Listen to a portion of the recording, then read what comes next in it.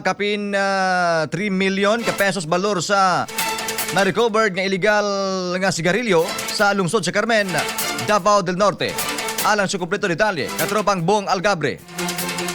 XFM Report. Na-recover sa kapulisan ang kapin sa usa ka gatos ka master cases sa gituuhang illegal nga sigarilyo atol sa operasyon sa kabuntagon sa Hulyo 30, tuig 2026 sa may barangay Taba, sakop sa lungsod sa Carmen, Davao del Norte. Base sa report sa Carmen Municipal Police Station, alas 3:40 sa sayong kabuntagon, dihang nakadawat og tawag gikan ka barangay Kagawad Elmer G. Dikiri nga dunay gibiyaan nga daghang kahon sa sigarilyo daplin sa Tala River sa Purok Ono, barangay Taba sa naisgutang lungsod. Gilayon kining girespondihan sa mga operatiba ubos pagmando ni Police Major Lopi I. Cibreros III, Chief of Police, o sa direktang supervision ni Police Colonel Glenn G. Cristinis, ang Provincial Director. Nakikikoordinar usab ang Carmen Municipal Police Station sa Regional Special Operations Group Region 11, Provincial Intelligence Unit sa Davao Norte Police Provincial Office ug Davao del Norte Maritime Police Station aron masiguro ang husto nga pagdumala sa operasyon. Sa maong lugar, na-recover ang 121 ka master cases sa Bosco Cigarettes ug usa ka puti nga Mazda Transformer nga adunay plaka nga Kilo Bravo Kilo 7068 nga gituhang gigamit sa pagbiya sa kontrabando. Gibana-bana nga mokabat ngadto sa 3,025,000 pesos ang kantidad sa na-recover nga mga sigarilyo. Sa pagkakaroon anana sa kustudiya sa Carmen Municipal Police Station alang sa hustong investigasyon aron mailhan ug mapanubag ang mga responsable sa maong illegal nga kalihukan. Nagpadayon usab ang kapulisan sa pagpaligon sa kampanya batok sa mga pagpamaligya ug pag-apod-apod sa mga illegal nga sigarilyo, isip kabahin sa pagpatuman sa mga balaod sa nasud ug pagpanalipod sa interes sa politiko. Katropa siguro nga ligon ang imong lawas. Pagtumar og Santon, Vitamin C para immune system, lagsik pirmi. Alang sa Negosang Pilipino para sa Pilipinas, katropang Bong Umaki Algabre, XFM News. Premium D3 Coffee Mix para sa healthy nga kasing-kasing. Another quality product of Yes to Health Incorporated.